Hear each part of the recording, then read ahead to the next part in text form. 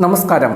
മുഖ്യമന്ത്രിയായി അധികാരമേറ്റ ഉടൻ തന്നെ മാസ് എൻട്രിയുമായി വിജയ് ആരാധനാലയങ്ങൾ, വിദ്യാഭ്യാസ സ്ഥാപനങ്ങൾ, ബസ് സ്റ്റാൻഡുകൾ എന്നിവയ്ക്ക് സമീപം പ്രവർത്തിക്കുന്ന 717 സർക്കാർ മദ്യവിൽപ്പനശാലകൾ അടച്ചുപൂട്ടാനാണ് വിജയ് ഉത്തരവിട്ടത്.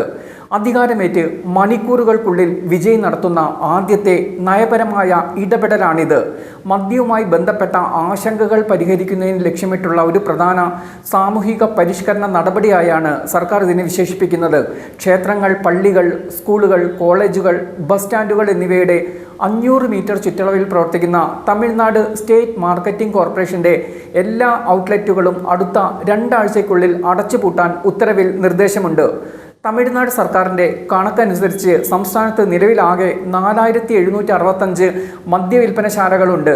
അടച്ചുപൂട്ടാൻ കണ്ടെത്തിയ 717 എണ്ണത്തിൽ 276 എണ്ണം ആരാധനാലയങ്ങൾക്ക് സമീപവും 186 എണ്ണം വിദ്യാഭ്യാസ സ്ഥാപനങ്ങൾക്ക് സമീപവും 255 എണ്ണം ബസ് സ്റ്റാൻഡുകൾക്ക് സമീപവുമാണ്. സംസ്ഥാനത്തെ ഏറ്റവും വലിയ വരുമാനമുണ്ടാക്കുന്ന പൊതുമേഖലാ സ്ഥാപനങ്ങളിൽ ഒന്നാണ് ടാസ്മാക്. അതിൻ്റെ ഔട്ട്ലെറ്റുകൾ അടച്ചുപൂട്ടാനുള്ള തീരുമാനം തമിഴ്നാട് സർക്കാരിനുണ്ടാകുന്ന സാമ്പത്തിക തിരിച്ചടി വലുതായിരിക്കും. ഇതുമായി ബന്ധപ്പെട്ട ചർച്ചകൾ ഇപ്പോൾ തന്നെ തമിഴ്നാട്ടിൽ ആരംഭിച്ചിട്ടുണ്ട്. കഴിഞ്ഞ ദിവസമാണ് വിജയ് തമിഴ്നാട് മുഖ്യമന്ത്രിയായി സത്യപ്രതിജ്ഞ ചെയ്ത് അധികാരമേറ്റത്. തെരഞ്ഞെടുപ്പിൽ തമിഴ്നാട് വെട്രി കഴകം TVK സംസ്ഥാനത്തെ ഏറ്റവും വലിയ ഒറ്റകക്ഷിയായി മാറിയിരുന്നു. തുടർന്ന് കോൺഗ്രസ്, ഇടതുപക്ഷ പാർട്ടികൾ, VCK, മുസ്ലിം ലീഗ് എന്നിവയുടെ പിന്തുണയോടെ തമിഴ്നാടിൻ്റെ ചരിത്രത്തിലെ ആദ്യത്തെ സഖ്യ സർക്കാരാണ് TVK രൂപീകരിച്ചത്.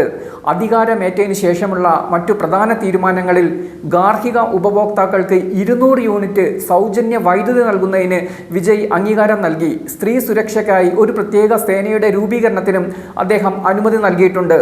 സംസ്ഥാനത്തെ മയക്കുമരുന്ന് ഭീഷണി നേരിടുമെന്ന തൻ്റെ തിരഞ്ഞെടുപ്പ് വാഗ്ദാനം നിറവേറ്റിക്കൊണ്ട് എല്ലാ ജില്ലകളിലും മയക്കുമരുന്ന് വിരുദ്ധ യൂണിറ്റുകൾ സ്ഥാപിക്കാനും അനുമതി നൽകി.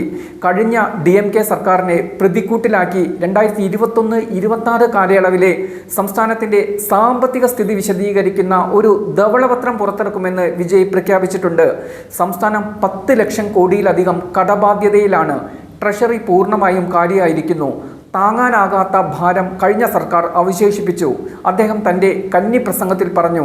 നിലവിൽ TVKയ്ക്ക് ഭൂരിപക്ഷമുണ്ട്. AIADMKയിലെ പിളർപ്പിനെ തുടർന്ന് ആ ഒരു വിഭാഗവും വിജയ്ക്ക് പിന്തുണ നൽകിയേക്കും. അടുത്തു തന്നെ നിയമസഭയിൽ വിജയ് വിശ്വാസ വോട്ട് തേടേണ്ടി വരും.